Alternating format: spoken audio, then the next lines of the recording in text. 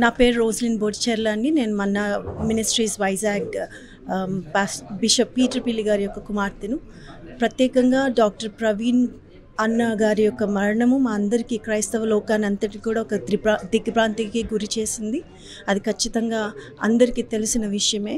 ఆయన చాలా intelligent man of God. ఆయనకున్న జ్ఞానాన్ని బట్టి చక్కగా విశ్లేషించి ప్రతి ఒక్కటి కూడా ఎక్స్ప్లెయిన్ చేయడం ఆయన దేవుడిచ్చిన తలాంతు. అలాంటి తలాంతుని వక్రీకరించి ఆయన మీద జరిగిన దాడులను కానీ వాటినన్నిటినీ మేము క్రైస్తవ లోకంగా విశాఖపట్నం పాస్టర్స్ యొక్క తరపున ఖండిస్తూ ఉన్నాం గట్టిగా.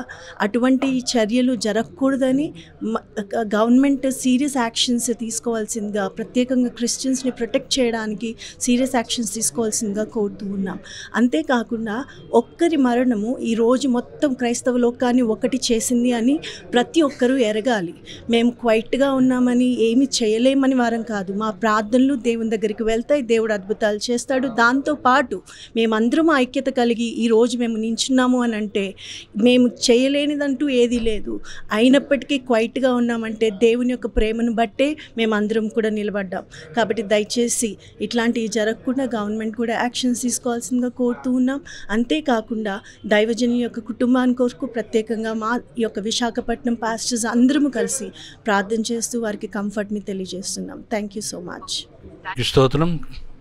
విశాఖ ప్రజలందరికీ, అలాగే తెలుగు 2 రాష్ట్రాలకి తరపు నుంచి మీ అందరికీ వందనాలు చెల్లిస్తున్నాను. మీ విశాఖపట్నంలో బిషప్ ఎంఏ పాల్ గారి అబ్బాయిని. నా పేరు సుధాకర్ పాల్.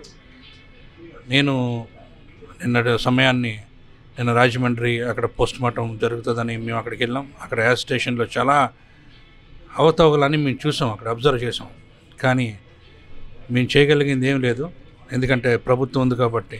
మేము ప్రభుత్వాన్ని మేము ఏం అనట్లేదు, కానీ we request the government to take a proper action upon what he's happened. దాని మీద దీర్ఘంగా పరిశోధించి దాన్ని బయటికి తీయాలని మేము అనుకుంటున్నాం.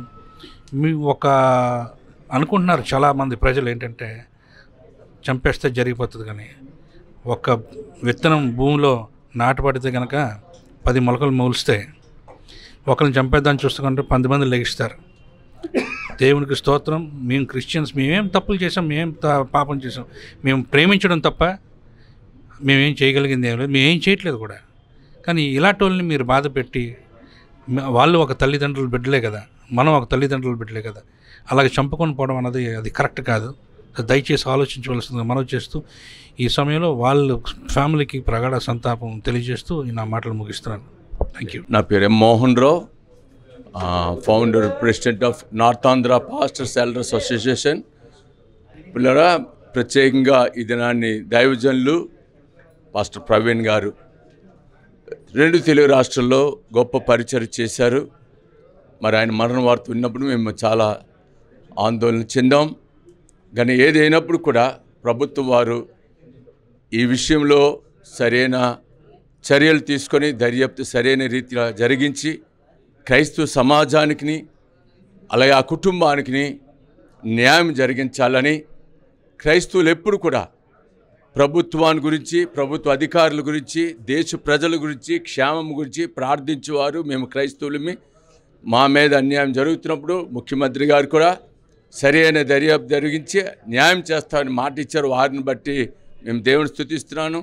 పిల్లరా, మరి ఈ విషయంలో ఆ కుటుంబానికి, క్రైస్తవ సమాజానికి న్యాయం జరగాలని కోరుకుంటూ నా మాటలు ముగిస్తున్నాను. మరొకసారి పత్రికా విలేకరులందరికీ మా హృదయపూర్వక ధన్యవాదాలు తెలియజేస్తున్నాను. God bless you all.